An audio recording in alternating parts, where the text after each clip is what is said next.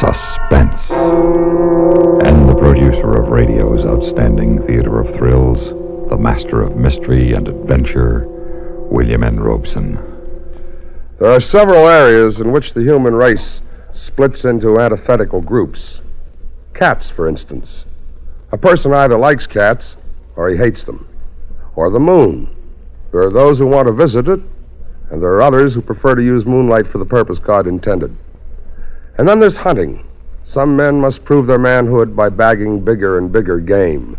To others, wanton killing is sickness. Our story concerns two such men and a wounded lion. A story we believe will indeed keep you in suspense. Listen then as Everett Sloane stars in Game Hunt, which begins in exactly 1 minute. Memo on medals. Interesting information about our military awards and decorations. Our nation's fourth highest combat award is the Silver Star Medal, a small silver star encircled by a wreath in the center of a larger bronze star. The ribbon from which this simple yet dramatic medal is suspended has a vertical center stripe of red with alternating stripes of white and blue to the edges. The Silver Star is awarded to individuals, both military and civilian, who distinguished themselves by gallantry and intrepidity in action under orders of a general officer. The medal was first authorized July 9, 1918, but eligibility for the award was made retroactive to include action in the Spanish-American War and the Philippine insurrection of 1898. Many thousands of brave servicemen have been honored with this cherished award, the Silver Star, a symbol of dedication and great devotion to the cause of freedom. And now, Game Hunt, starring Everett Sloane. A tale well calculated to keep you in suspense.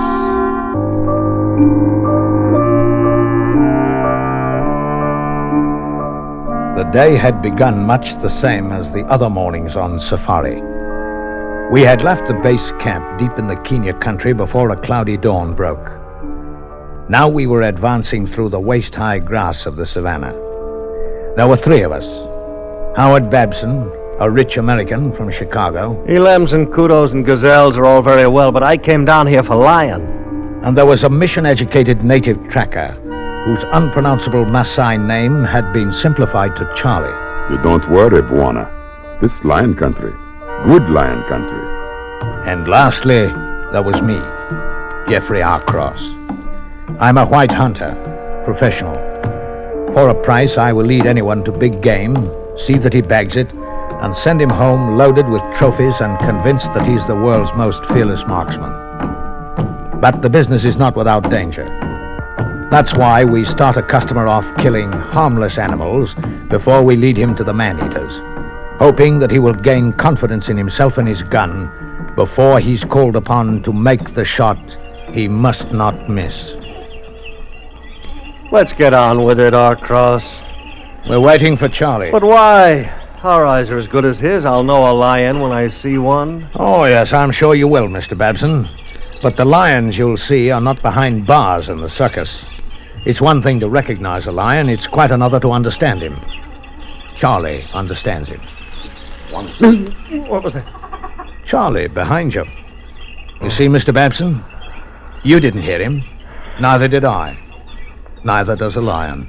Bwana, big one, not far. He feed on zebra in clearing. He carry great mane. Well, let's go then. Shell in your chamber? You think I'm stupid, R. Cross? Just wanted to be sure. That's why you're paying me. All right, let's go. The wind is shifting some, Charlie. It will work with us long enough, I think. You think that because you're a lazy beggar and you want to stay on the game trail instead of fighting the bush? No. Wind will help us long enough. There, Bwana. Let's go.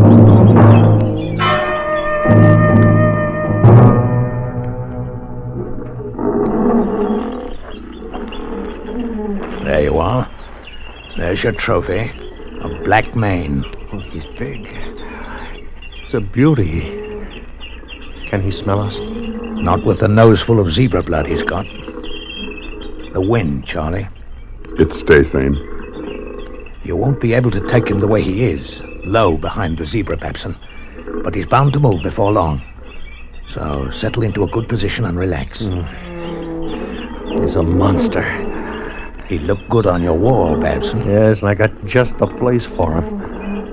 You know, the sun came up today for him, just like every other day.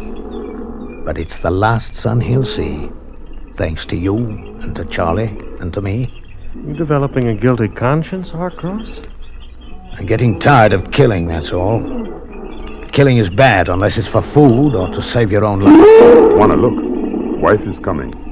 Ah, yes. She's prettier. Careful, Babson. He'll move now. Oh? Take your time. He's only chasing the old lady off. He'll be back and give you a good shot as he comes. Oh? No, Babson. Not now. Not now! Why did you fire? I hit him! You gut shot him. He can live for days or weeks. He go into elephant grass. Yes, always the meanest place to find him. Well, there's your trophy, Mr. Babson. He's wounded and holed up, and he's the most dangerous animal in the world right now. You want to go in after him? No.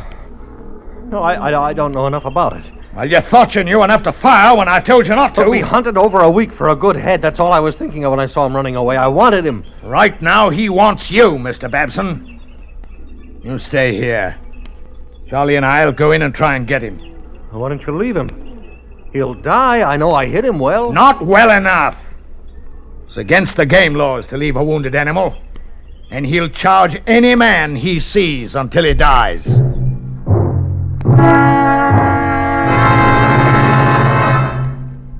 In a moment, we continue with the second act of Suspense.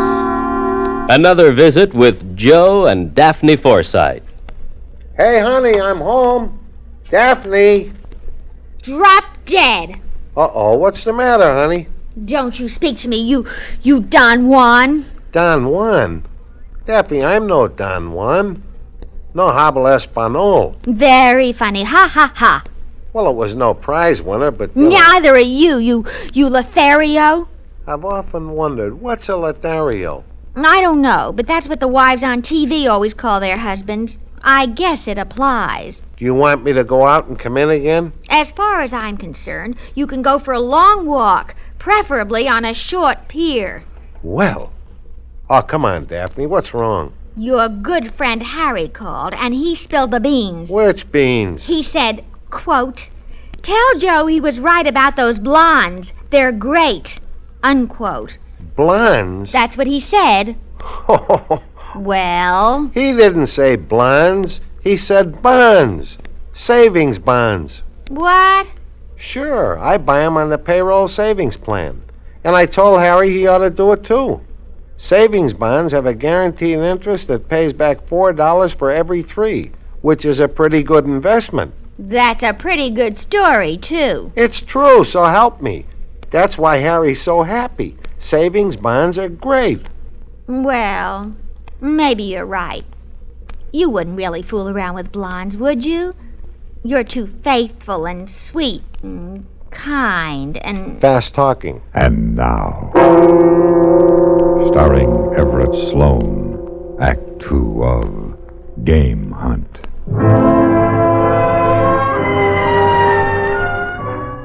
Along with my services and my knowledge, Mr. Babson had bought my courage. And I was cheating my customer because I no longer had that much courage for sale. When Charlie and I entered the high grass, he was carrying not only my heavy rifle, but my canteen filled with brandy. I finally got so I hate them, Charlie. I've disliked them for a long time, but now I hate them. Which one? The trophy hunters, the lords and the movie stars and the millionaires, the complainers about the sun and the rain and the flies. I hate them. For me, I hate tall elephant grass. The elephant grass belongs here. It grows so that gut-shot lions will have a place to hide. This lion knew all along that one day a gut shooter had stopped making money in Chicago and come to visit Africa. That way. He went into grass beyond high anthill. A nasty stand of cover. Grass over 8 feet high. Yes, Bwana. You can't see 15 paces into it. It'll take our friend only the time of a breath to cover that distance.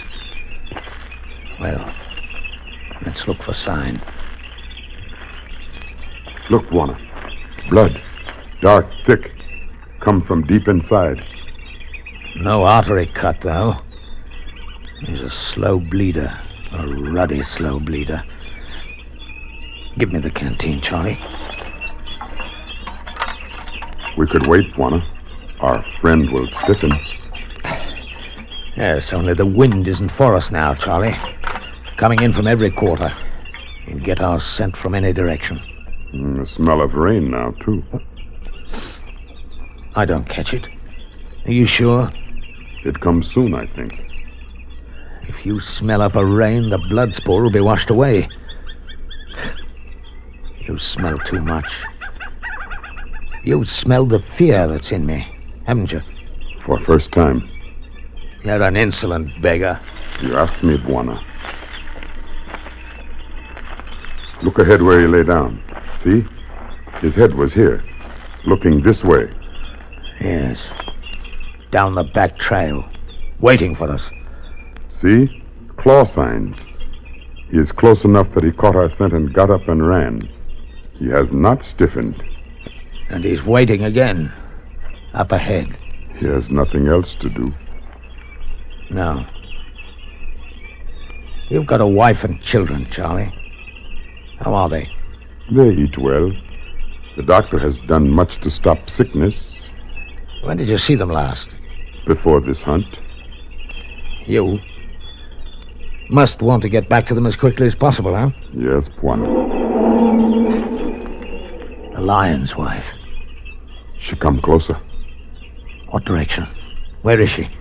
The wind is against us now. You don't know where she is? No, Bwana. Give me the canteen.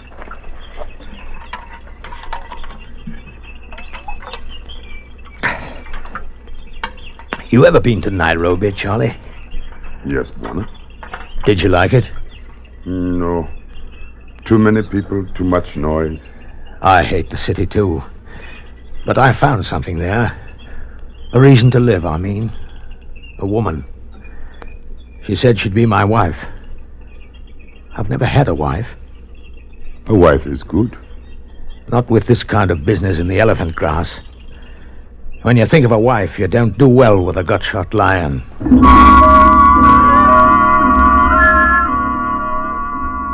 Then the rain began to fall, and the center of the stand of grass was now a place of dull gray light and darker shadows. Do you still find sign in this muck, Charlie? Too much. We stay on old trail. His wife has been to him. Has been to him? See? His tracks. Look at the size of that forepaw. He's bigger than I thought. And here, her tracks, going other way. What? That puts her behind us now. Yes, Bwana. Now she hunts us.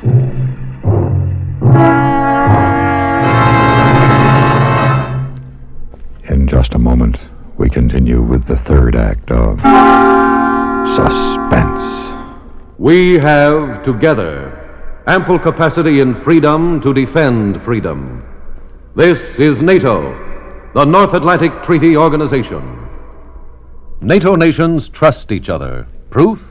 Well, since the advent of NATO, the amount of information which member governments exchange concerning their armed forces and their economic and financial positions is greater and more detailed than any which allies have ever before exchanged, whether in time of war or peace. The United States of America is a part of NATO. You should be aware of and alert to the objectives and programs of the North Atlantic Treaty Organization. And now, starring Everett Sloane, Act 3 of Game Hunt.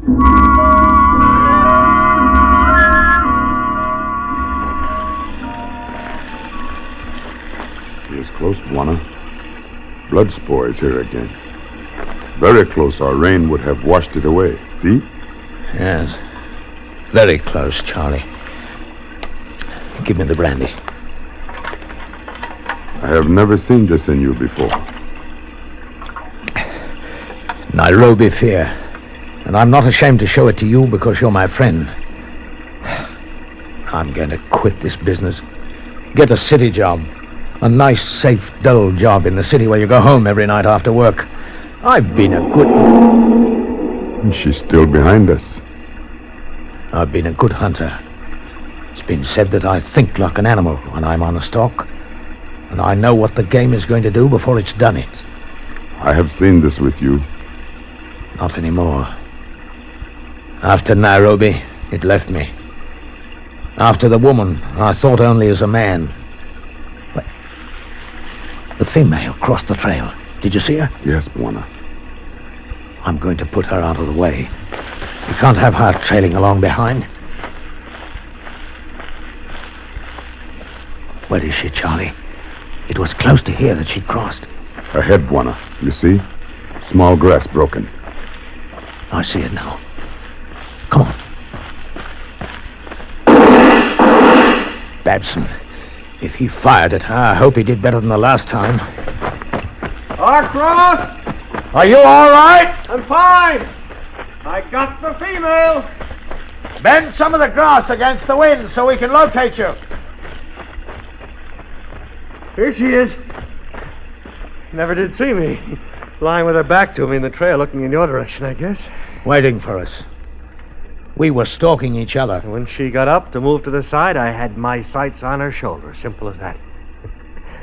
Isn't she a beauty? Lovely. Her head will go well next to the male's. Where is he? Well, we've been only a few paces away from him, but we haven't seen him yet. Now, Mr. Babson, I told you to stay out in the clearing. Why did you come in here? Because I couldn't let you two finish a job that I bungled. Well, I want you to go back out. You've done enough for us killing the female. No, I'm going to stay with you. Now, it was my excitement, my bad shooting that caused it all. I'm staying with you. I'd call myself a coward every time I looked at my trophies if I didn't. All right. It's your privilege. But any time you feel like turning back, do it. No, I won't turn back. I'm all right now.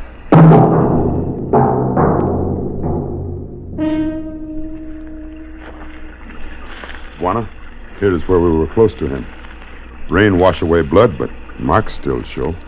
Yes, and they stay on the trail. Not for long, I think. Let's find out how long. Here we are. He's off to the left. His back leg very bad now. I feel good now, Charlie. No Nairobi. What does that mean, no Nairobi? No. A vague term we sometimes use in our trade. Sort of uneasiness. Now, we'll move in a line a few paces apart. You on my left, Babson. Charlie on my right. When he decides to come, he'll charge anything that moves. So freeze when he starts. Charlie and I will draw his attention and swing his charge toward us. Now, this isn't to favor you, Babson. It's to give you a better target.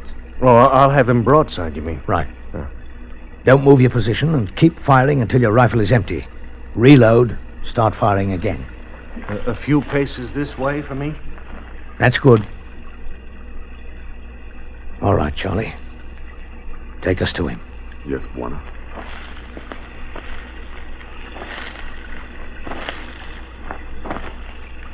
Charlie, ahead.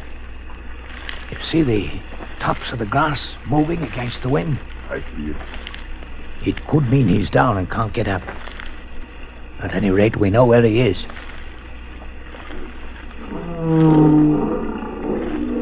Carefully now. He'll be less than 20 paces away when we first see him. There he comes! Don't fire! Oh, Lord. We want him closer! Oh, good Lord! Now hold! Hold, Babson! No. We'll swing him this way! I can't stay! Freeze, Babson! Can't hold! Don't run! Open up, Charlie! Outside the front!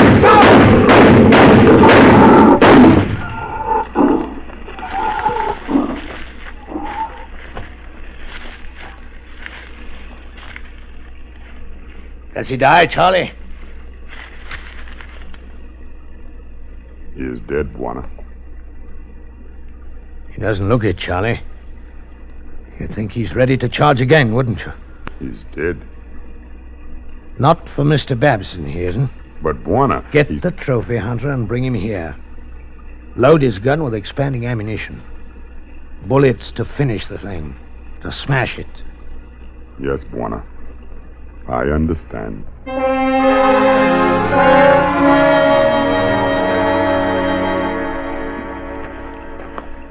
I'm sorry that I ran across.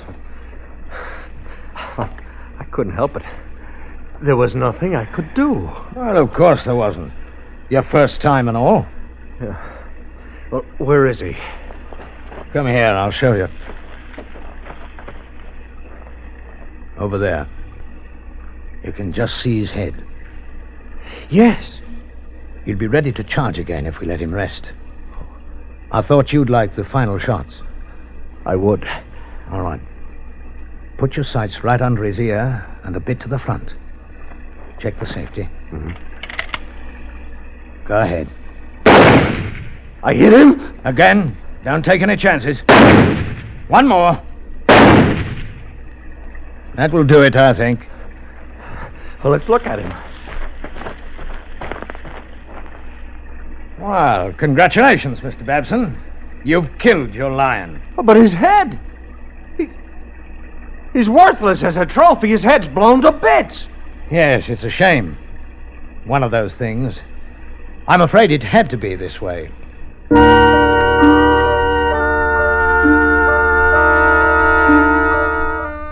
Yes, it had to be this way. Mr. Babson had not deserved his lion, and it seemed right to me that he should destroy it.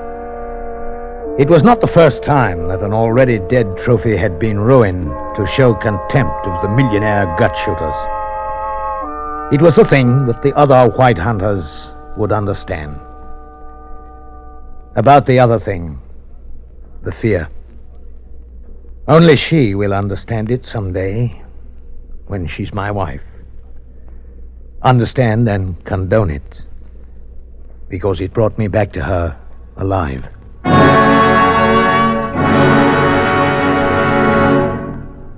Suspense, in which Everett Sloane starred in William N. Robeson's production of Game Hunt by Gil Dowd. Supporting Mr. Sloane in Game Hunt were Lawrence Dobkin and Roy Glenn.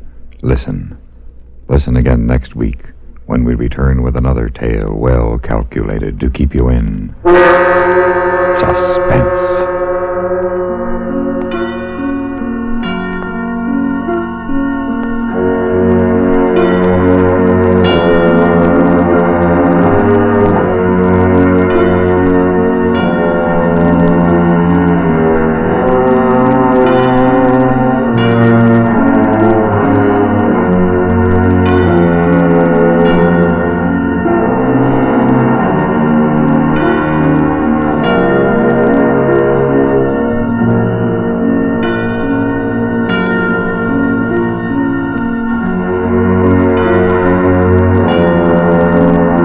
Suspense has been brought to you through the worldwide facilities of the United States Armed Forces Radio and Television Service.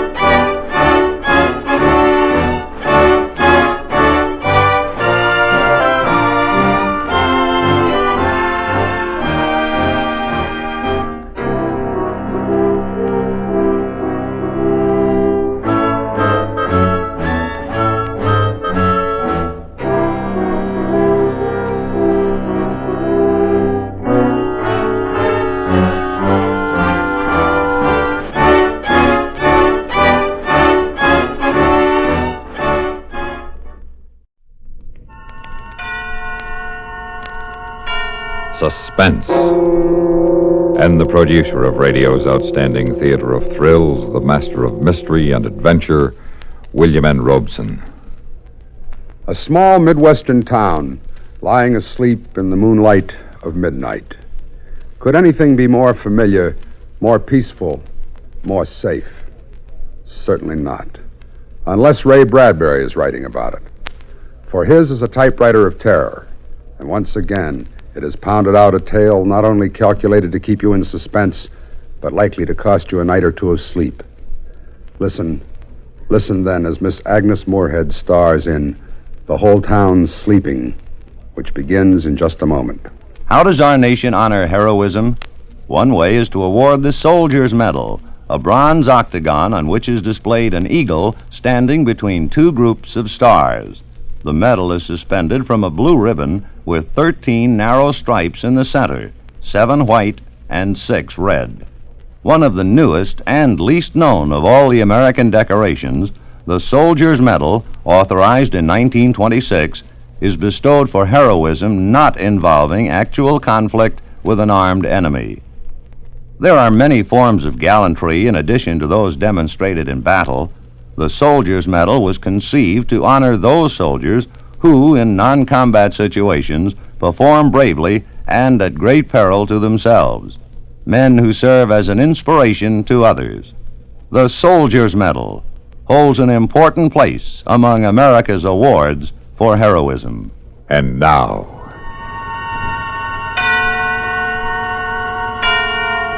The Whole Town Sleeping, starring Agnes Moorehead.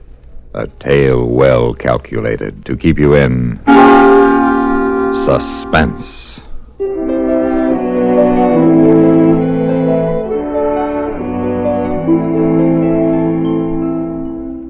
It was a warm summer night in the middle of Illinois country. The little town was deep, far away from everything, kept to itself by a river and a forest and a ravine. In the town, the sidewalks were still scorched. The stores were closing and the streets were turning dark. Screen doors whined their springs and banged, and there was the sound of Grandma Hanlon's hammock creaking across the street. On her solitary porch, Lavinia Nebbs, age 37, very straight and slim, sat waiting. Here I am, Lavinia. Lavinia turned. There was Francine at the bottom porch step, all in snow white. I won't be a minute, Francine. I just have to lock the door. All right. I do like your dress, dear. Why, thank you, Francine. You look so well in that color. I'm afraid I can never wear it. It makes me look sallow. Oh, no, it doesn't. I'm sure it doesn't. Of course, I've always loved you in white. Good evening, ladies. Good evening, Mrs. Hanlon. Good evening. Well, where are you ladies going all dressed up so pretty? To the movies, Mrs. Hanlon. It's William Holden tonight. You won't catch me out on a night like this. Not with the lonely one, strangling women. Oh. Lock myself in with my gun. That's what I'm going to do. I wouldn't worry, Mrs. Hanlon. Oh, you wouldn't you? What about Eliza Ramsell? You think she's not worrying? I'll lock myself in with a gun. That's what you ladies should do. Oh, she's so silly. She's a silly old woman. Hasn't got anything better to do than scare herself with rumors and gossip. Well, just the same. Hattie McDullis was killed a month ago. And Roberta Ferry the month before. And now Eliza Ramsell disappeared. Eliza Ramsell walked off with a traveling salesman, if you ask me. But the others... Oh. Strangled. Oh, Francine. They reached the edge of the ravine that cut the town in two, stood there. Behind them were the lighted houses, ahead, deepness, moistness, fireflies, and dark. The ravine had to be crossed to reach the movies, deep and black as it cut through the hill. Then a creaking bridge to cross over the stream, and then 113 steps up the steep and brambled bank to the other side. The ladies stood there looking down. I just hate to think of you coming back alone tonight, Lavinia. Oh, bosh. I do wish you didn't live on this side of town. Don't you get lonely living by yourself in that house? Oh, maids love to live alone. Come on, we'll take the shortcut. I'm afraid even in the dusk. The ravine scares Oh, me. come on. Don't be so silly. I'll hold your hand. Lavinia, cool as mint ice cream, took her friend's arm and led her down the dark, winding path into the cricket warmth and frog sound and mosquito-delicate silence. Let's run. Lavinia, please. No, why should we? If Lavinia hadn't turned her head just then, she wouldn't have seen it. But she did turn her head, and it was there. Back among a clump of bushes, half hidden, but laid out as if she'd put herself there to enjoy the soft stars, lay Eliza Ramsell, her face moon-freckled, her eyes like white marble.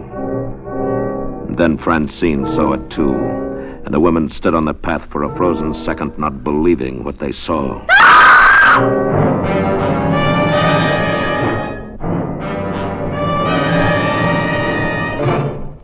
In a moment, we continue with the second act of Suspense. Another visit with Joe and Daphne Forsythe. Joe, Yeah, Daphne? you think I should go on a diet? No. But I'm adding weight. Only in the right places. Flatterer. Seriously, if I put on any more pounds, I'll be out of style. What style? The current one. It calls for that slim, chic look. The beanpole look, you mean? Boy, I don't get it. Here we are, citizens of the healthiest country on earth, with hundreds of different kinds of good food. And what are Americans doing? They're starving themselves. Well, it's fashionable. I don't want you to lose interest in my figure. Don't worry, I won't. Say, speaking of that, look at this. Here's a figure with real interest. Oh? $45 billion. It says here in the paper that the investment in United States savings bonds has reached more than $45 billion. What do you think of that figure? That's a lot of money. And just think, every $3 invested in bonds pays back $4. That's real interest for you. I know. And every savings bond is guaranteed by the government. Right. Oh, Joe, I wish you cared about my figure the way you do about those bonds you buy every payday. Honey, I've got great interest in both. Well, you just see that you stay that way. And now, starring Agnes Moorehead, Act 2 of The Whole Town Sleeping.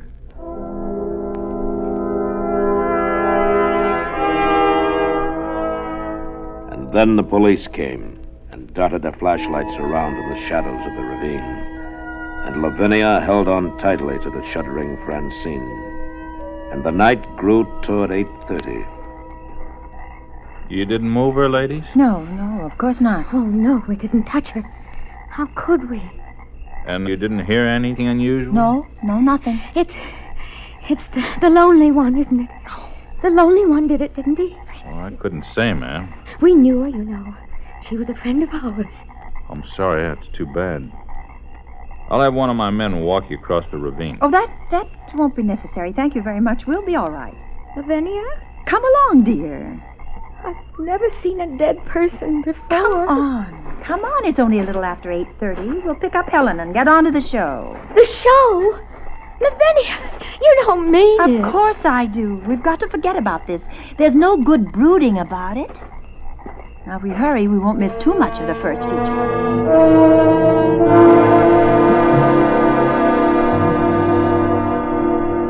Well, I thought you'd never come. You're an hour late. Well, Helen, you see... Someone found Eliza Ramsell dead in the ravine. Oh, no. Who found her? Well, we don't know. How awful. Oh, I don't think we'd better go to the show tonight. Oh, of course we will. It's the last showing today, and I wouldn't miss William Holden for the world. Besides, the lonely one can't kill 3 ladies all at once, and... Anyway, it's too soon. The murders come a month separated. Come along, Helen. Well, all right. I'll get a sweater. Wait for me. Why didn't you tell her about us finding Eliza? Why upset her? Time enough tomorrow. Tonight we're going to the show, so let's not talk about it anymore. Enough's enough. The ladies walked downtown and stopped at the drugstore, which was a few doors from the theater. Lavinia bought a quarter's worth of green mint chews, and the druggist dropped the mints into a sack with a silver shovel. You looked mighty cool this noon, Miss Lavinia, when you was in. So cool and nice, somebody asked after you. Oh? Man sitting at the counter. He watched you walk out, and he says to me, "Hey, who's that?" Just like that, he says it. "Why, that's Lavinia Nebbs, prettiest maiden lady in town," I says. "Beautiful, so beautiful," he says. Where she live? You didn't give him her address. Well, now, I didn't give him the exact address. I said over on Park Street, near the ravine. Hope you didn't mind. Well, that settles it. We're going straight home. That man asking for you, Lavinia. You're next. You want to be dead in that ravine? Oh, nonsense. I'm not going to miss the movie. You two can do what you want. I'm going.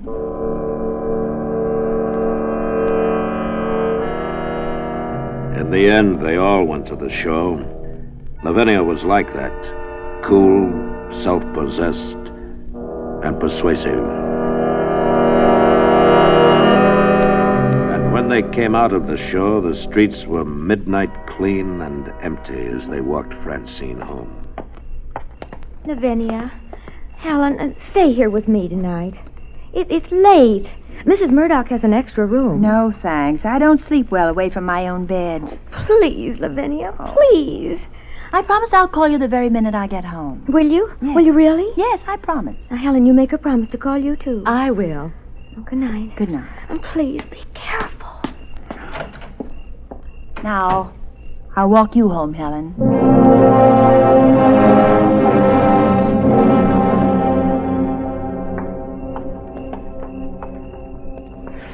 Well, I don't suppose it's any use asking you to stay with me, Lavinia. There's no reason for me to. You certainly acted strangely all evening. I'm just not afraid, that's all. And anyway, the lonely one wouldn't be around. Not now with the police discovering Eliza's body and all. Oh, I feel so guilty. I'll be drinking a cup of coffee just about the time you get to the ravine. Oh, that awful bridge in the dark. Oh, you will call us the minute you get home, won't you? I won't sleep a wink if you don't. I promise you I'll call. Now, good night. Good night. Lavinia Nebbs walked down the midnight street, down the late summer silence. She saw the houses with their dark windows, and far away she heard a dog barking. She thought to herself, In 5 minutes, I'll be safe home. In 5 minutes, I'll be phoning Francine and Helen. They're so silly. Like old hens. Old, I'm older than either of them. she heard the voice singing away among the trees, and she walked a little faster. And then coming down the street toward her in the dimming moonlight was a man.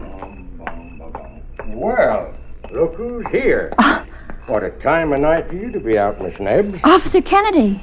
Oh, I'm so glad it's you. Anything wrong, Miss Nebbs? No, nothing at all. I'm just glad it's you. You know you shouldn't be out so late. Yes, I know. I've been to the movies. The Late Show. Well, I'd better see you across the ravine. No. Thank you. I can make it fine. Moon's going to be behind the trees. It'll be pretty dark. Well, I'm not afraid of the dark, Mr. Kennedy. Are you sure you'll be all right? Yes, quite sure. Thank you. Well, I'll tell you what. I'll wait here till you're across.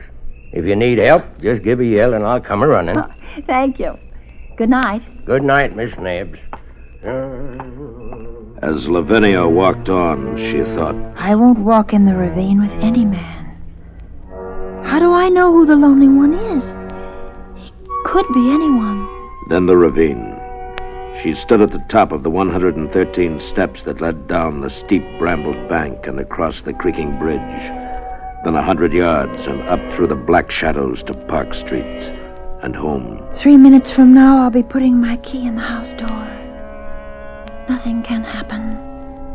Nothing. And she started down the dark black steps into the deep ravine night, counting as she went. 1, 2, 3, 4, 5, 6, 7. In a moment, we continue with the third act of Suspense We have, together, ample capacity and freedom to defend freedom. This is NATO, the North Atlantic Treaty Organization. As in many other complex activities, in NATO, too, it's the little things that count. For instance, spare parts for the armed forces equipment of NATO countries. This complex problem is handled by the NATO Supply Center at Châteauroux, France, which assists NATO countries in providing a common system for supply of spare parts. The United States of America is a part of NATO. You should be aware of and alert to the programs and objectives of the North Atlantic Treaty Organization. And now, starring Agnes Moorehead, Act 3 of The Whole Town Sleeping.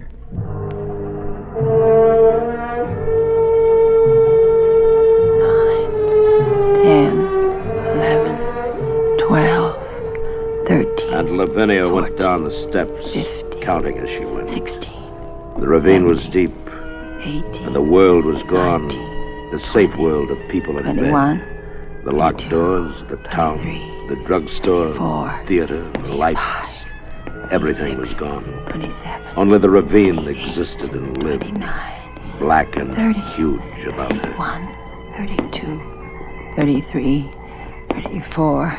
Nothing's happened, has it? No one around? Is there? 40, 41, 42, 43, 44, 45. Remember that old ghost story you told each other when you were children? About the dark man coming into your house and you upstairs in bed? And now he's at the first step coming up to your room. Now he's at the second step. Now he's at the third and fourth and the fifth step. How you laughed and screamed at that story. And now the horrid man is at the 12th step, opening your door. And now he's standing by your bed. What? What? There at the bottom of the steps. There's a man. No, now he's gone. He was waiting there. Oh, there's nothing. It's empty. Nothing. There's nothing on the bridge. Oh, you fool. That story I told myself. How silly. Shall I call Mr. Kennedy? Did he hear me scream? Or did I scream? Maybe I only thought I did. And he didn't hear me at all. I'll go back up. I'll go to Helen's and sleep there tonight. No, it's near home now. Don't be silly.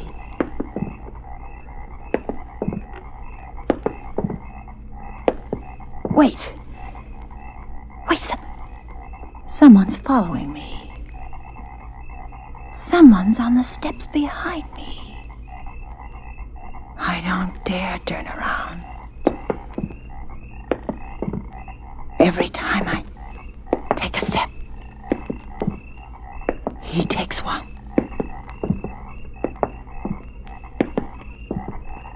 Officer Kennedy?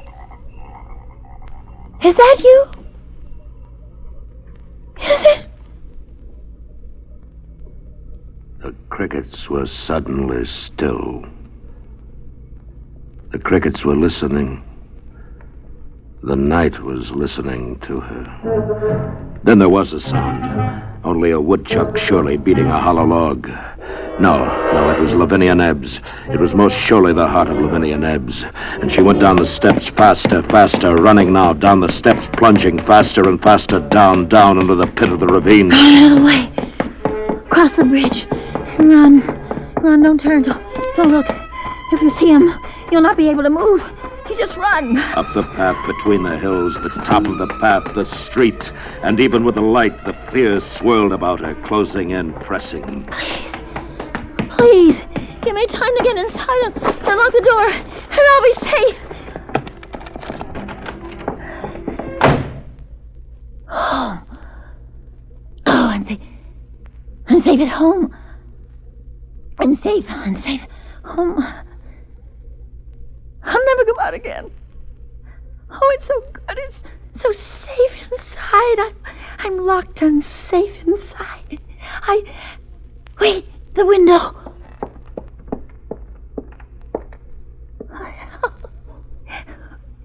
Wait, there's no one there at all. There's nobody.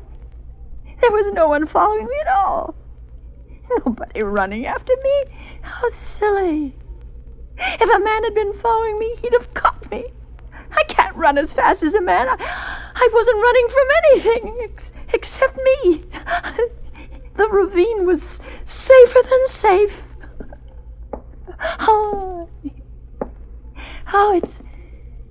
It's nice to be home, though. Home's a really good, warm, safe place. The only... She had just put her hand out to the light switch when she heard it behind her in the blackness. Just a movement.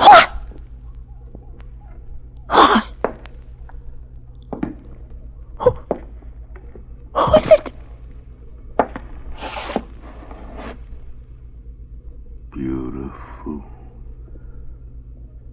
So beautiful.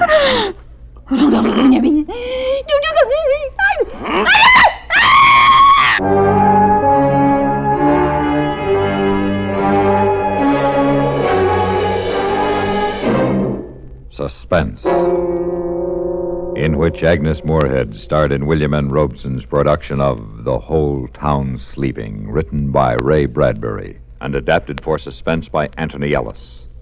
In just a moment, the names of the supporting players and a word about next week's story of suspense. How are your brakes? Not the ones on your car. We're sure you keep those in tip-top working order. But how about your own brakes? Are they in working shape?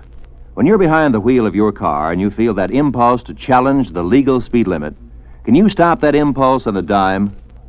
When a less courteous driver does something downright stupid that may inconvenience you, are you likely to do something twice as foolish, just to show him he can't push you around? Or can you say halt to your anger before it leads to an accident? Students of human behavior have discovered that most of the accidents on our highways are the result of emotional immaturity. An adult can control his feelings and concentrate on his goal. Don't let childish attitudes keep you from reaching your destination. When other drivers and traffic regulations annoy you, use the brakes in your head as quickly as you would the ones on your car. Remember, accidents don't have to happen. Supporting Agnes Moorehead in The Whole Town Sleeping were William Conrad, Lorene Tuttle, Paula Winslow, Barney Phillips, and Charlie Lung. Listen. Listen again next week when we return with another tale well calculated to keep you in suspense.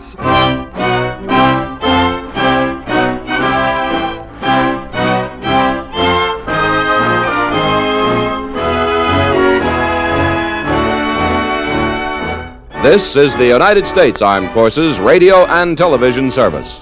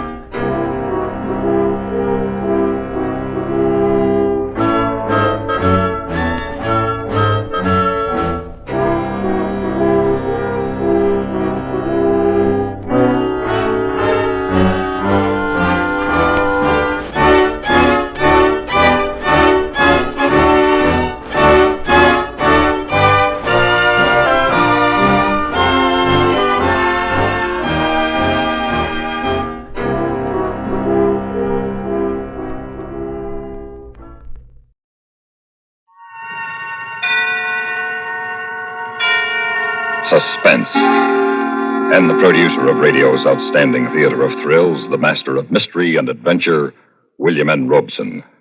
There are certain cities in the world that are story towns. San Francisco, New York, Paris, for example. They inspire writers whose stories about them, in turn, embellish their tradition. With all due respect, Des Moines, Iowa has yet to produce an Ambrose Bierce, or Buffalo, New York, an O. Henry. And without Paris, there certainly would never have been a Victor Hugo. But the greatest story town of them all is London. The very mention of its name conjures up a host of images. Fog and the clip-clop of a hansom cab in a midnight street. Scotland Yard, a lovely lady in durance vile. A villain with an Oxonian accent. A hero in white tie and tails. And murder. Of such elements is our story constructed. And one other. It concerns a man who, though murdered, refuses to remain dead. Listen then as Mr. and Mrs. James Mason star in The Dealings of Mr. Markham, which begins in just a moment. If it's new, Plymouth's got it. Got it. The 59 Plymouth's got it if it's new. If it's new, if it's new. The 59 Plymouth is at your Plymouth dealers now. It's new, it's wonderful, and it's here. New styling to make your heart sing. Plymouth for 59 has that fine car look. New Fury models at new lower prices. New swivel seats. Swing you in when you enter. Swing you out when you leave. New push-button heater. World's simplest temperature control. New Golden Commando V8. Biggest engine in the low-price field. New Miramatic mirror. New automatic headlight dimmer. New sport deck. New everything. See the completely new 59 Plymouth. Drive the completely new 59 Plymouth at your Plymouth dealers now. And now, The Dealings of Mr. Markham, starring James and Pamela Mason. A tale well calculated to keep you in suspense.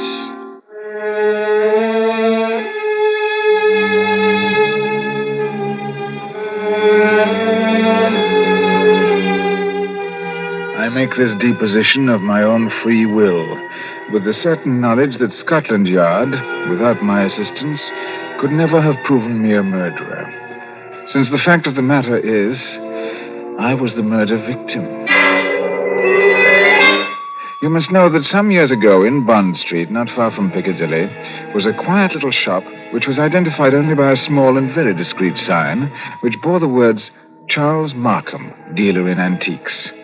In the shadowy interior, beyond the mullioned windows, was a confusion of treasures, mostly genuine, and always the rustled ticking of 100 clocks.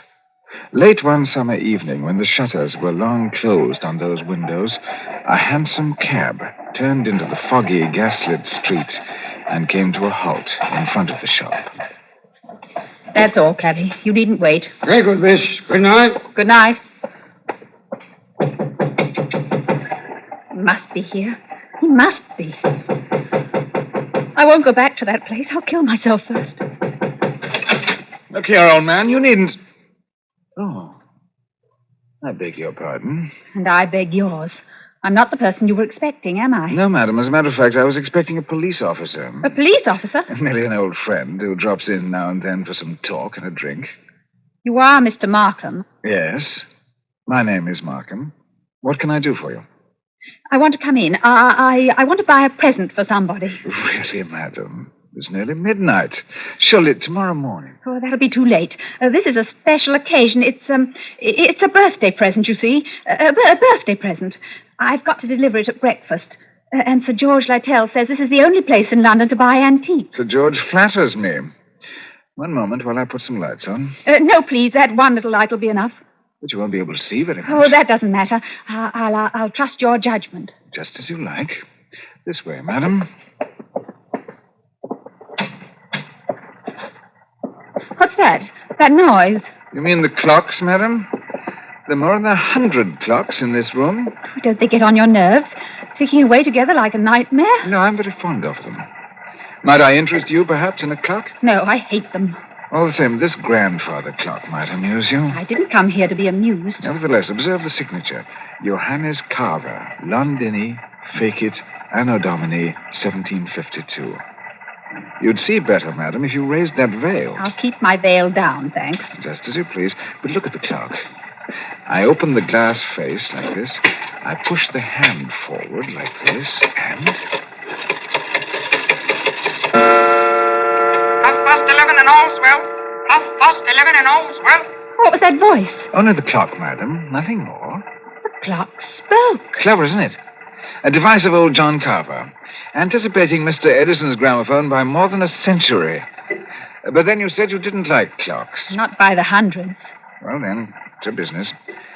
May I ask whether the present you're seeking is for a lady or a gentleman? It's for a gentleman. Has he some knowledge of antiques? No. Yes. I mean... Furniture, perhaps?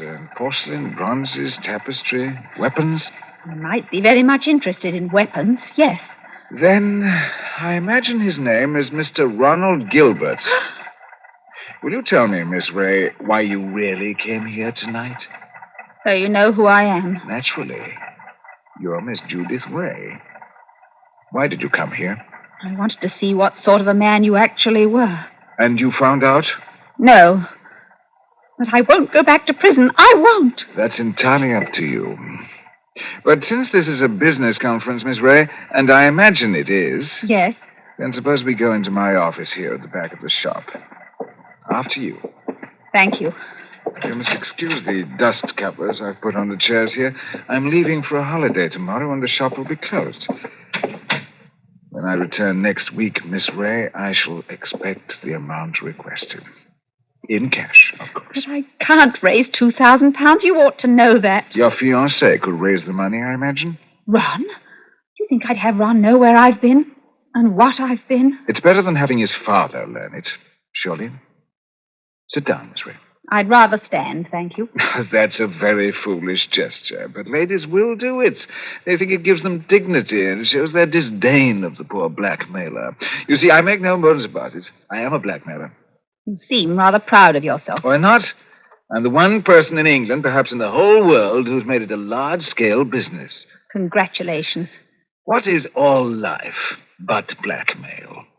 The little girl says, if you don't give me that, I'll scream. The grown woman says, if you go on behaving like this, I'll leave you. Your sex, Miss Ray, are blackmailers from the cradle. I wonder, Charles Markham, if anybody has ever hurt you very much. Hurt me? What do you mean? When you talk like that, your face goes white under the eyes. You pick up that letter opener from the desk. Not a letter opener, please, Miss Ray. A Medici dagger. 16th century work. It isn't the money that really interests you, is it? I don't understand. You hate the world. You just want to torture people as you think you've been tortured. Isn't that so? This is a very sharp dagger, Miss Ray. If I throw it down on the desk, it sticks.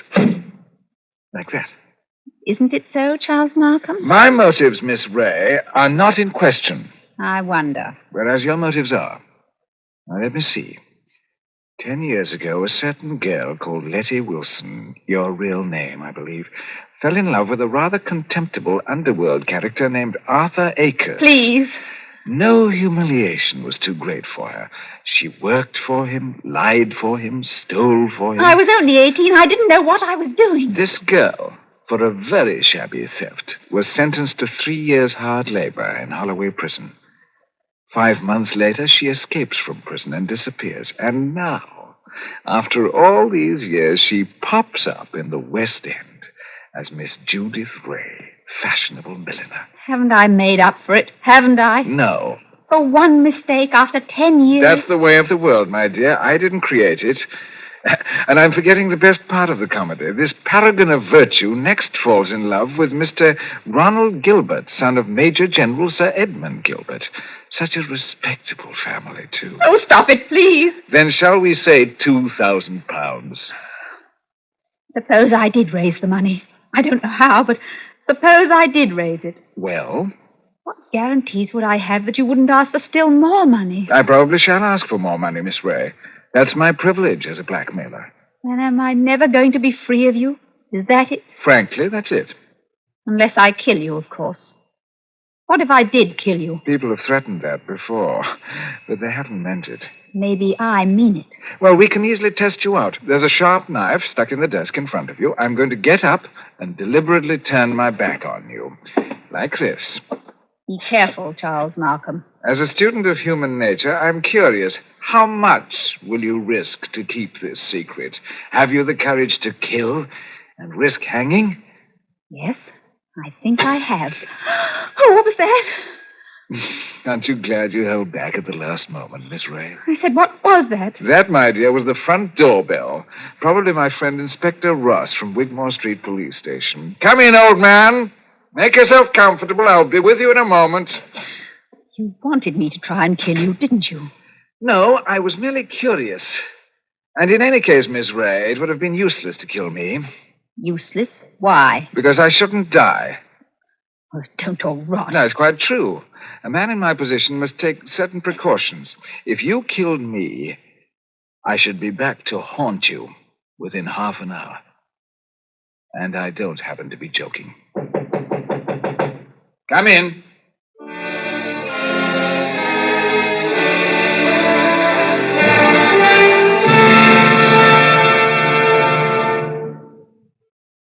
Here's actress Joan Bennett. It's terrible to try to act with a dreadful cold. To feel better quickly, I take 4-way cold tablets. The fast way to relieve nasty cold distress. Yes, tests of 4 leading cold tablets proved 4-way fastest acting of all.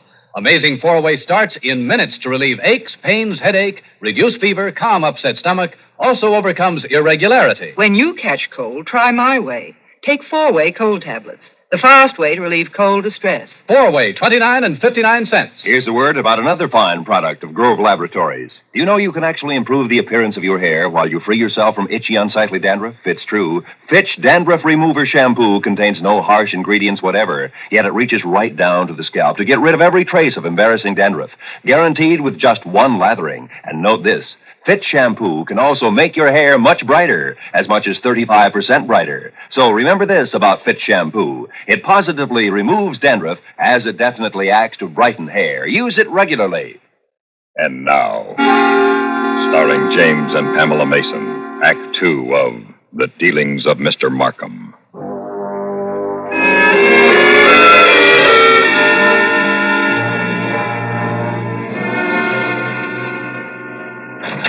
Look here, Markham. Good Lord, Judith. Mr. Ronald Gilbert. What a nice surprise. Ron, what are you doing here? He hasn't got anything on you, has he? Speak up, Mr. Gilbert. Have I? The fact is, Judith, I... Look at him, Miss Ray. See how he changes color and twists his mustache and altogether resembles a boy caught at the jam cupboard?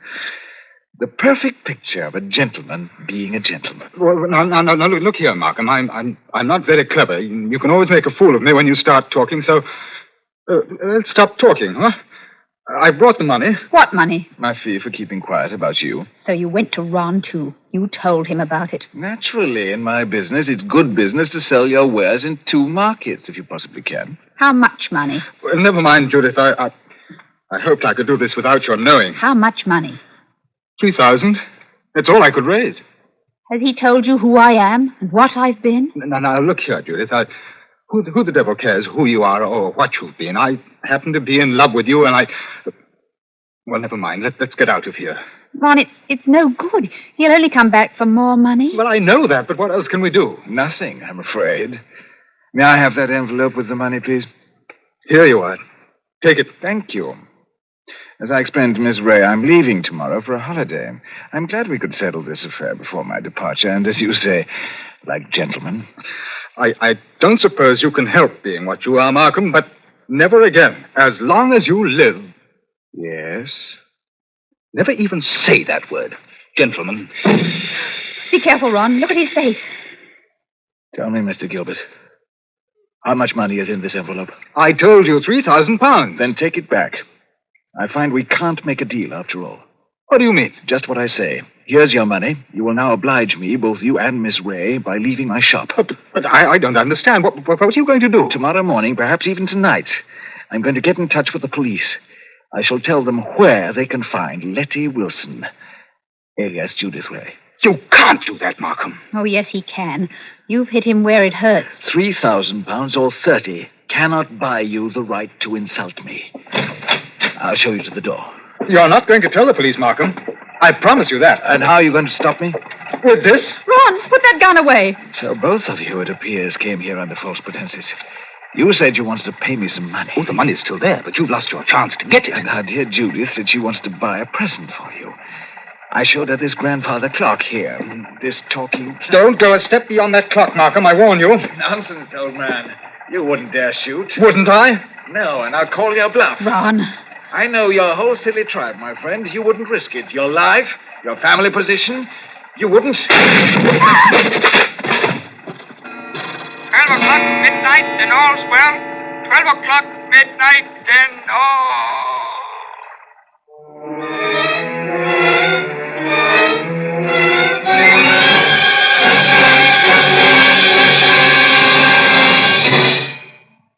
Who's ahead?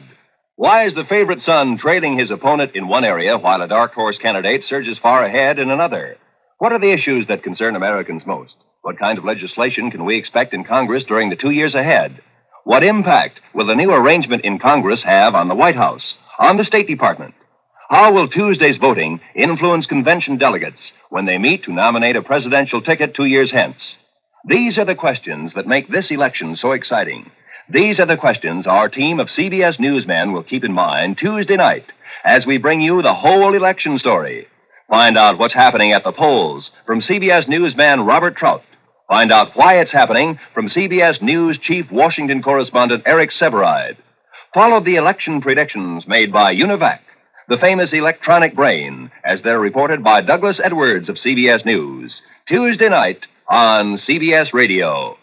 And now, starring James and Pamela Mason, Act 3 of The Dealings of Mr. Markham.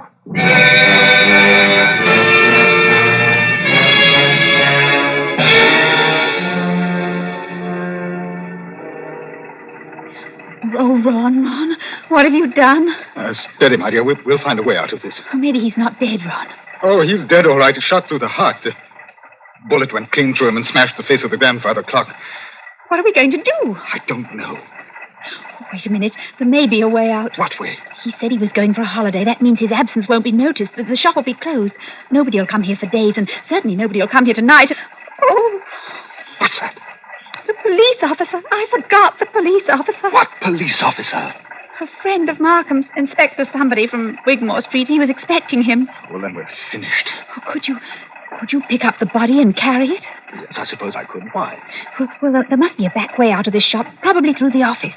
Yes, all right. I don't like to touch him. Oh, hurry, Ron, hurry. He's as heavy as a sack of meal, and he seems to be looking straight at me. I know. Did you see the expression in his eyes just before you... No, I didn't. He seemed to be looking behind us or beyond us. I don't know how to describe it. He said something, too, that scared me. He said he couldn't die. He said... Will you close the door quickly? Back door? Oh, where? Oh, there it is. Oh, locked. It's locked. Isn't there a key? No. Perhaps in his pockets on a keyring. Oh, there isn't time, Ron. The police, they'll break down the front door. I got it. The dust covers on the chairs. What on earth are you talking about? We used to play a game when we were children. Somebody sits in a big chair, you fit the dust cover over him, and nobody can tell he's sitting there. Don't you see, Judith? That's how we can hide Markham's body. Well, it might work. It's got to work. Take the cover off that big wing chair. All right. And now, fit him into it. I'll put the cover back again and pull it down around his feet. Well, don't let it touch his chest. The blood will show through. That's got it. You can't see anything now, can you? Just in time. Come in. Good evening, Miss Ray. Good evening, Mr. Gilbert. Charles Markham. You're Charles Markham. Correct, Miss Ray. But why should that surprise you? Why do you look as though you were seeing a ghost? Because we are seeing a ghost. If you're Charles Markham, whose body... Judith, be careful. Body, Miss Ray? Did you say body? Miss Ray is upset she doesn't know what she's talking about. If you killed me, I should be back to haunt you within half an hour. That's what you said. No, I tell you, Miss Ray isn't herself. She had bad news today. A relative of hers died, and I've been trying to console her. Did you think it would console her to bring her to my shop? Well, You must agree the situation's a little odd. I come in here and find you two looking as guilty as a pair of murderers in my private office in the middle of the night. There's nothing odd about it. I wanted to buy Judith something. At midnight? Yes, why not?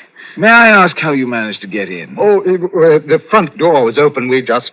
If you wished to buy something, why not stay in the showroom?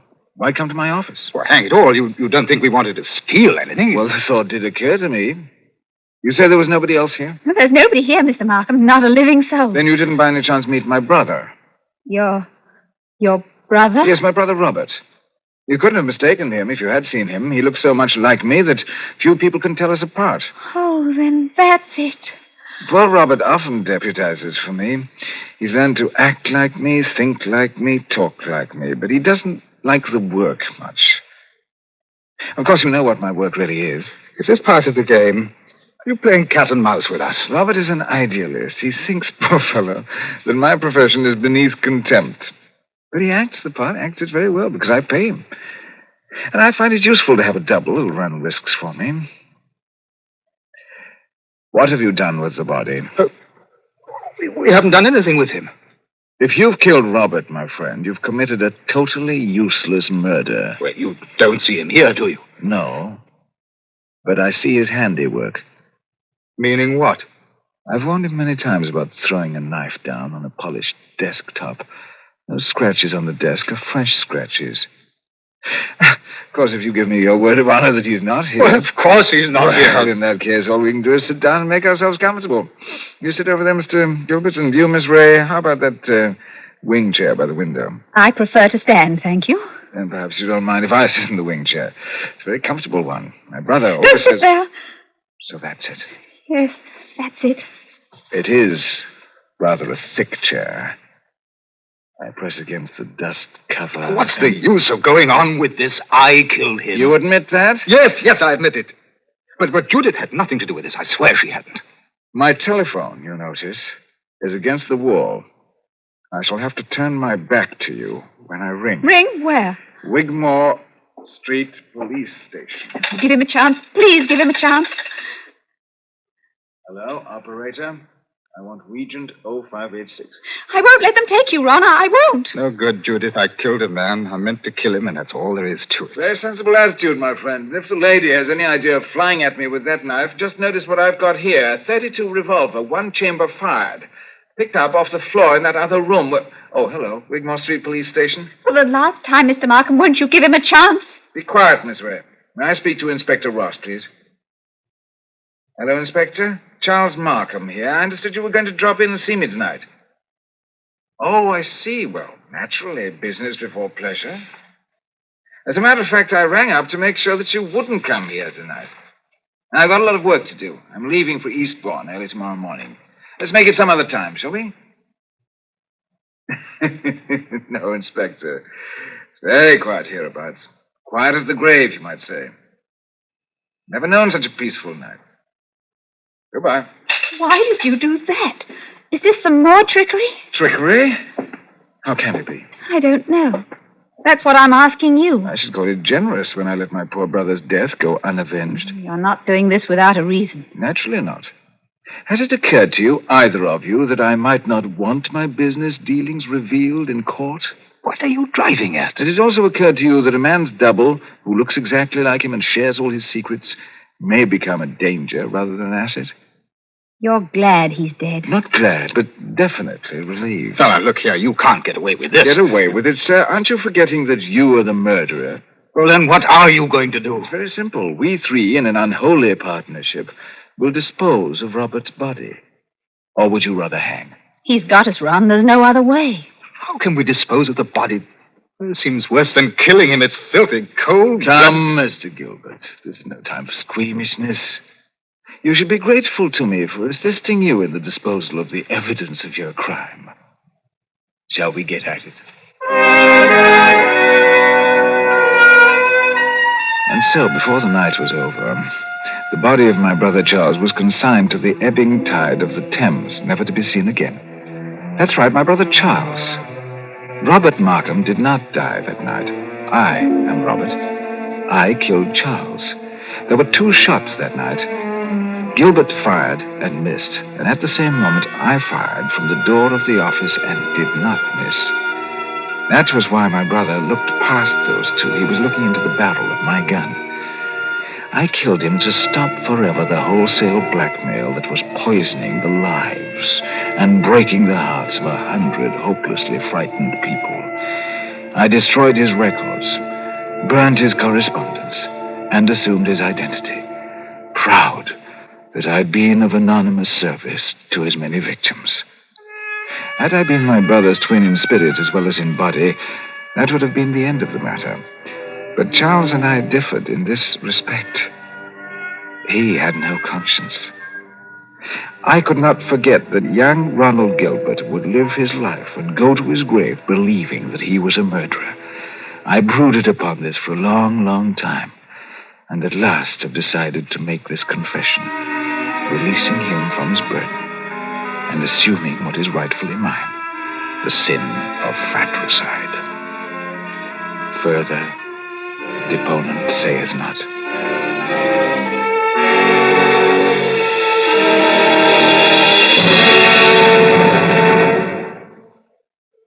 Suspense, in which James and Pamela Mason starred in William N. Robeson's production of The Dealings of Mr. Markham, written by John Dixon Carr. In just a moment, the names of the supporting players and a word about next week's story of suspense. Of all leading filters, cigarettes, Kent filters best, Kent filters best. It makes good sense when you smoke Kent, Kent filters best. Of all of the brands of cigarettes, Kent tastes the best, Kent tastes the best. A richer taste than all the rest, Kent filters best.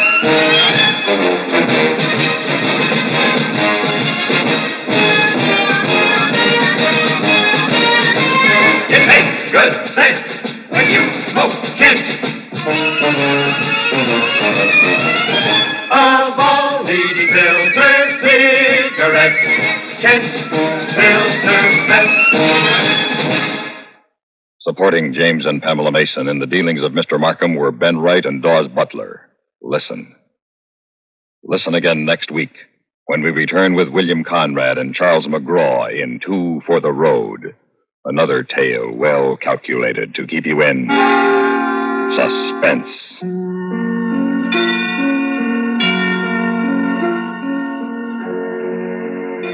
Get the news first on the CBS Radio Network.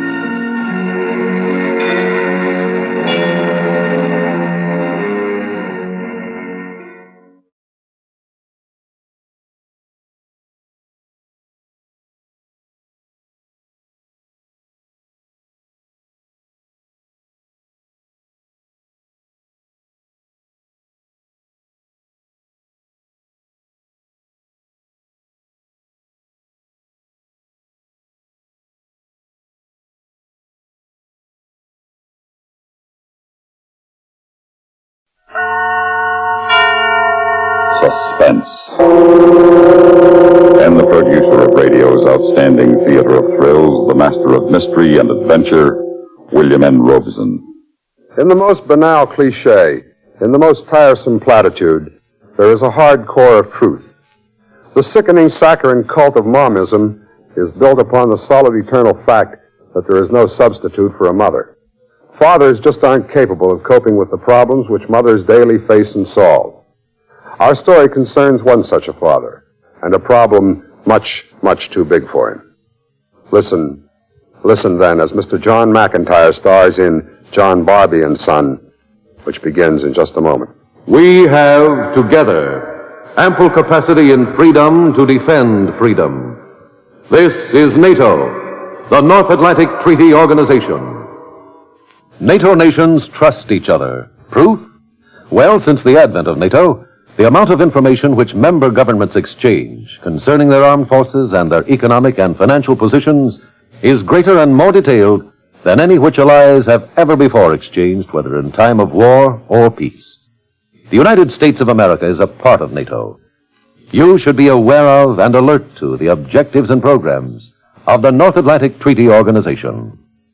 And now, John Barbey and Son, starring Mr. John McIntyre. A tale well calculated to keep you in suspense.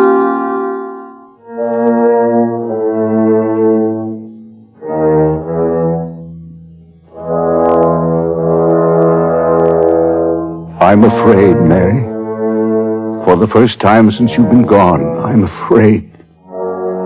I'm going to have to break my promise. I've tried. I've kept him out of sight like you told me to. I did just like you used to do when you were here, Mary. But it was the kitten that wandered onto the place today. Carl didn't mean no harm. What he did, he didn't mean to do. It was just that he'd never held one in his arms before. And now they're coming for him tonight from the home. If I could somehow just put him off for one more night. Oh, Mary, it would be easier if you were here. Carl, I told you to stay in your room. You hear that? They've come for you. Now go back to your room and hide yourself. One moment. You're to stay in your room and not make a sound. You're to be very quiet. Do you understand? Now, if you do as I say, I might be able to keep you here one more night. Coming.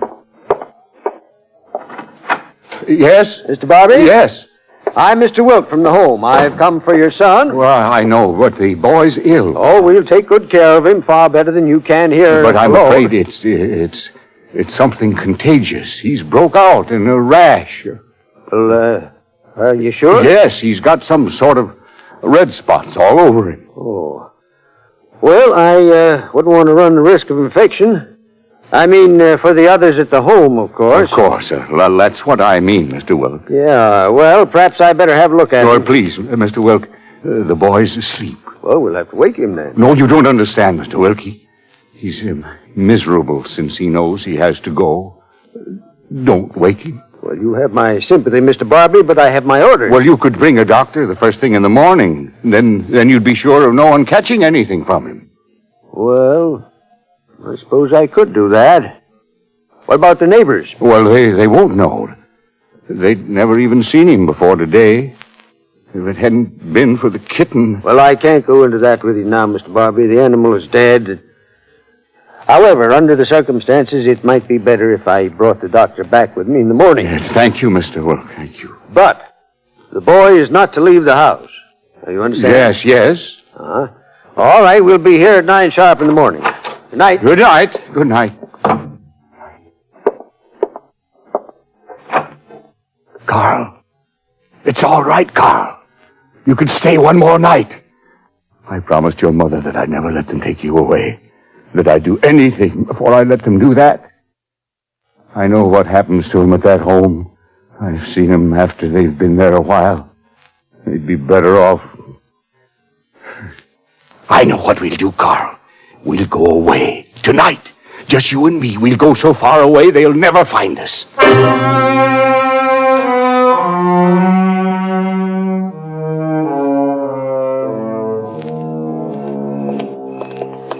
Here comes a truck, Carl. Listen carefully. You're to hide in the bushes by the side of the road here. I'm going to flag him. Now, if he stops to pick me up, you're to climb in the back of the truck without him seeing you. You're not to make a sound. You're not to try to say anything, and stay there until I call to you to get out. Do you understand? Now, get in the bushes.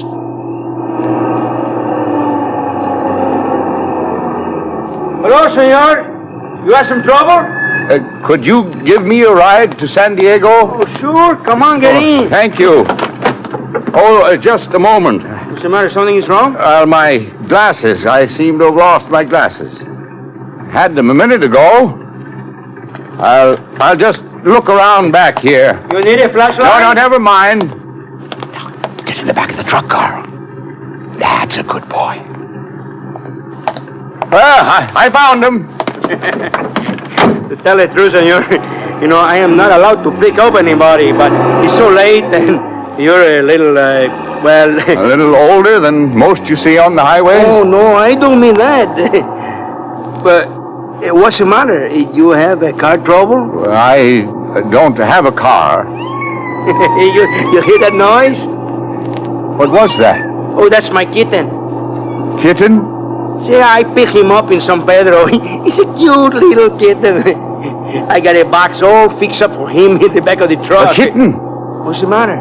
Well, my billfold, I seem to have lost it. You lose it?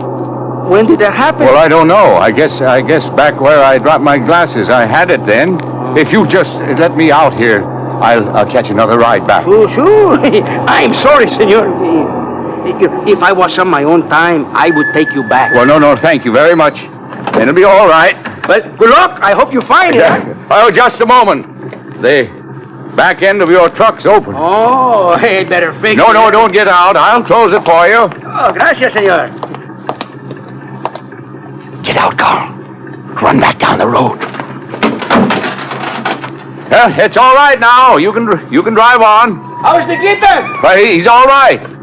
You can drive on now. Well, muchas gracias. Hasta la vista, senor.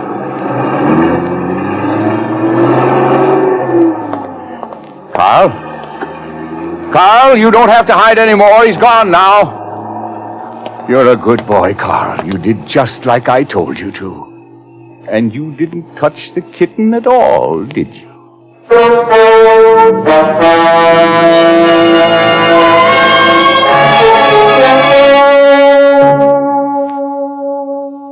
In a moment, we continue with the second act of Suspense. In the democracy in which we live, the concept of the Medal of Honor is something which goes beyond the medal itself, something which goes beyond the deeds of valor. The concept is not a material thing. It is an idea, an ideal, which springs from the deepest roots of all that is best in humanity. It stands for the democratic tradition of freedom, of liberty, of the code of conduct in which the citizens of the United States of America believe. These ideals do not belong to any one race, creed, or religion of Americans, but to all.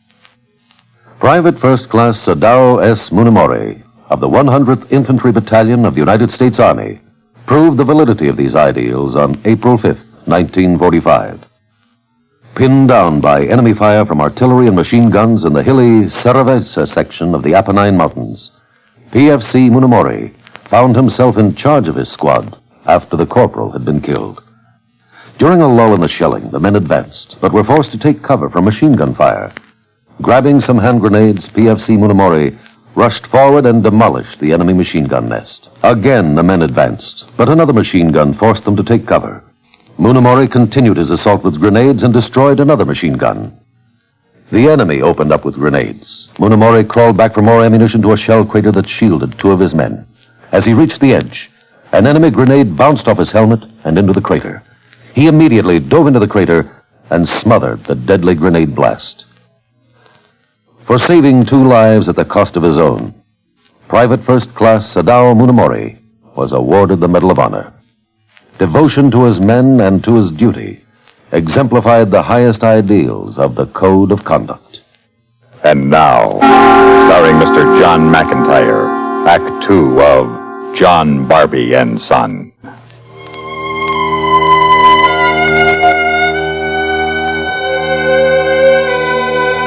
Well, we made San Diego after all, didn't we, Carl? Now we'll get a room and get some rest. Well, this looks like a nice place. But I better go in alone. It wouldn't be good for anybody to see us together. You wait here on this bench. But you're not to talk to anyone, I understand. No one. Oh, good evening. I'd like to have a room, please. Well, you're lucky. I've got just one single left. You happen to double? No, I'm sorry I haven't. Aren't you alone? Well, I am, but I prefer a double bed. Well, I'm afraid you're going to have trouble finding any kind of a room in San Diego tonight. There's a big convention in town. We're lucky to have this one. All right, I'll take it. I'll have to. Yeah, well, sign here, please. It's not really a small bed. It's 3/4 size. Here's your key. Oh, that's fine. Thank you. Oh, could you tell me Is it on the ground floor? Well, no, it isn't. Had you wanted it on the ground floor? Yes, you see, I'm a little nervous about fires. Oh, well, there's a fire escape just down the hall from you. Well, there is? Well, then it'll be all right then. I've got to get... I'm going out for a minute. I'll be right back. Thank you.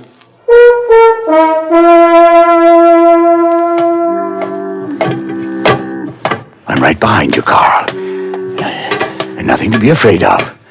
You've never been on a fire escape before, have you? Fun, isn't it? It's only a little ways now. Here, take my arm. Here we are. Now you stay back until I look in the window first. See if anyone's in the hallway.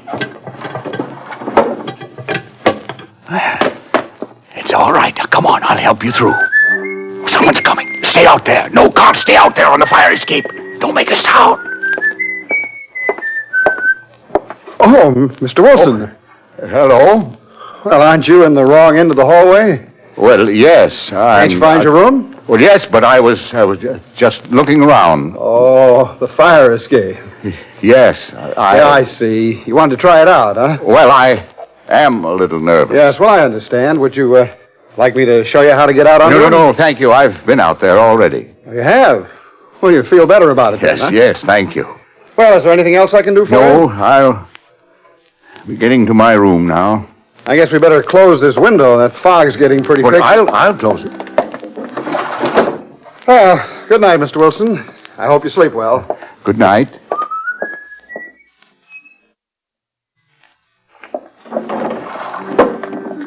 It's all right. Come on, Carl. Careful now. Follow me quickly.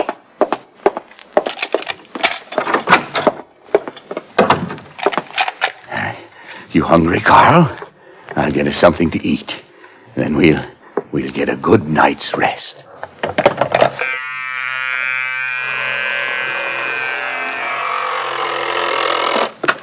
Office. This is Mr. Wilson in 314. Yes, Mr. Wilson. Could you send up some food? Oh, I'm sorry, Mr. Wilson, but room service is closed. Oh, I see. Thank you. You're welcome. Can you imagine that, Harry? That Mr. Wilson must think he's in the Waldorf. Room service at 10 o'clock at night. Yeah, he's a strange one. I found him upstairs in the hallway trying out the fire escape. When? A couple of minutes ago. Well, how'd he get up the stairs? He didn't come through the lobby. He didn't? No, I'd have seen him. Well, then he must have gone up by the fire escape. Do you suppose he's got someone up there with him? Well, it's happened before, but not if I know anything about it. I'm going to go... Oh, Mr. Wilson, you going out again? Yes, to get something to eat. Oh, well, have a nice dinner. Thank you. Miss White, have the boy take the board. Let's you and I go upstairs. We'll have a look around while he's gone. Frank! Yes, ma'am. You saw the old man that just went out the door? Yes, ma'am. Well, we're going up to his room. If he comes back, before we return, ring twice to warn us. Yes, ma'am. Why are you knocking? I have a feeling someone's in there. Well, if there is, they're not coming to the door, not if he sneaked them into the hotel. I suppose you're right. Guess I'd better unlock it. Nothing unusual here. Look at this bundle. What do you mean? And this boy's cap. Well, it might be his. He wasn't wearing a cap when he came in, and he wasn't carrying a bundle. No, he wasn't. I'll look in the closet. That's Frank. The old boy couldn't have eaten that fast. Maybe Frank's made a mistake. I'll see. Yes, Frank? All right, we'll get out of here. He says he's carrying a package. Probably brought something back to eat here in the room. Well, come on, Miss White. We better get out of here. We better go down the stairs. He'll probably be coming up in the elevator. Miss White. What's the matter? You have walked off with the cap. Oh, goodness, I have. I didn't realize. Well, what'll we do? Shall I go back? No, I don't think you'd better. He'll be up there any minute. Well, maybe he won't miss it, and we can put it back if he goes out again. Yeah, come on.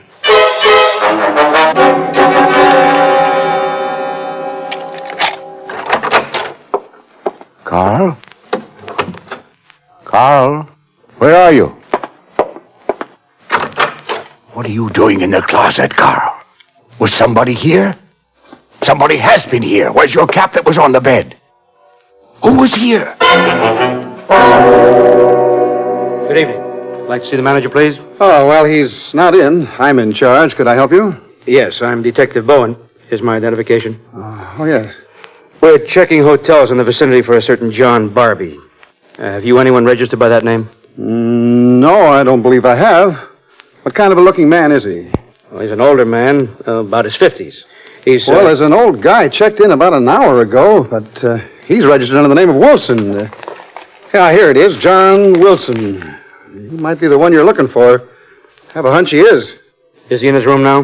Why, yes, he went up a short time ago. Well, I'd like to go up. What's the room number, please? 314.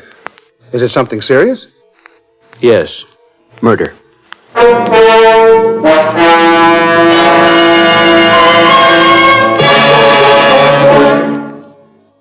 In a moment, we continue with the third act of Suspense. Another visit with Joe and Daphne Forsythe.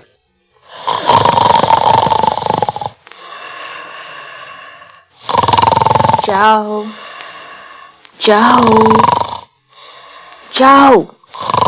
Joseph! Yeah, I'm up. Pour the coffee. I'll be right in. Relax, it's 3 a.m. Huh? I said relax, it's 3 a.m. I was relaxed. Daphne, why did you wake me up? Well, I was just wondering what happened to our savings bonds. You were what? I had a dream. I dreamed you lost all of your money and all we had left were our savings bonds. I see. So I just wanted to make sure they were all right. They're all right. They're with the other important papers. You're sure? Of course I'm sure. Well, I just don't want anything to happen to them. Savings bonds are the most secure form of investment. Why, the whole faith and credit of the United States stand behind those bonds of ours. Uh-huh. So they're even better than dollars in your pocket because the government stands behind them and protects them. Uh-huh. And they protect us too, Joe. Every bond is an investment in our country, in our security and freedoms. Joe? Well, how about that? He feels so secure he went back to sleep. Good night, darling. And now, starring Mr. John McIntyre, Act 3 of John Barbey and Son.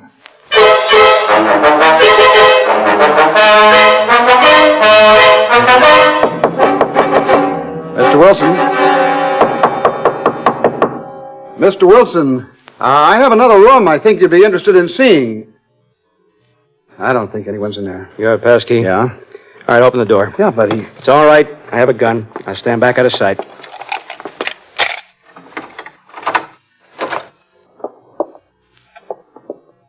There's no one here. Now look back at that door. No. Oh, here, maybe the closet. No, nobody here. Say, he must have had somebody with him after all. Oh, what do you mean? Well, he registered alone, but the way he was acting, I suspected there was someone with him. Look on the dresser there. 2 bottles of milk, 2 sandwiches. They haven't been touched either. He must have left here in a hurry. Is there a fire escape on this floor? Yeah, there is. Matter of fact, I found him looking it over right after he moved in. All right, come on, let's have a look at it. The window's open. Must have gone out that way. Let's have a look outside. There's no one down below. You must have just missed him. Look, Mr. Bowman. Where? Somebody up there above. Someone's climbing onto the roof from the fire escape. All right, that's him. Come on. Nice, isn't it, Carl? Up here in the fog?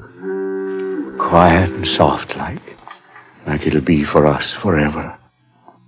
Carl, you understand if they catch up with us, it means you'll have to go back to the home, don't you? We promised your mother we wouldn't let that happen, and we're not going to. It isn't going to hurt much, Carl. It'll be quick. Mr. Barbey! Mr. Barbey, don't! Stay where you are. This is my affair. Mr. Barbey, that isn't going to do anybody any good. Now, just listen to me 1 minute. If you come a step closer. I won't. Now, listen to me. What do you want? Mr. Barbey, don't jump. Come back with me. They'll go easy on you. You'll not take him to the home. I know what happens to them there. Mr. Barbey, you're ill. You don't know what you're doing. I tell you not to come any closer. All right. All right, I won't. But listen. I'll not listen to anything. I know what's best for my boy. I promised his mother. Didn't I, son? What? Who are you talking to there, Mr. Barbey? Don't pay any attention to them, Carl. Mr. Barbie, there's nobody there with you. What? What did you say? I say there's nobody there with you. No. Kind of a trick is this? You're just imagining things. There's nobody here with me? No, sir. Your son is dead. And what you're going to do now won't help anything. My son is here by my side? No, Mr. Barbie. No one's by your side. You're trying to confuse me to keep me busy talking so that fella can sneak up behind me. Is that it? Oh, Mr. Barbie. Mr. Barbie, we're just trying to save your life. Now, come back away from that ledge. Let us talk to you. No, I've had enough of your tricks. Carl, are you ready? It won't hurt much. Take my hand, son. Take my hand. No, Mr. Barbie, no!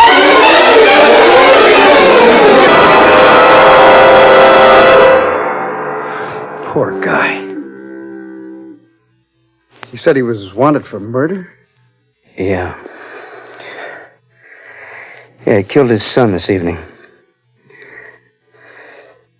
The authorities are going to take the boy away to a home. I guess his mind just snapped. Well, it's probably better this way. Because he thought the boy was with him. Right to the end.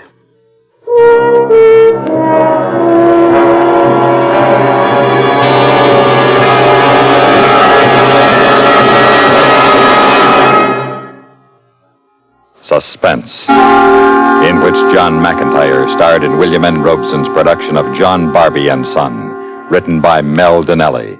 Supporting John McIntyre and John Barbey and Son were Ellen Morgan, Carl Swenson, Sam Pierce, and Jack Crucian. Listen. Listen again next week when we return with another tale well calculated to keep you in suspense.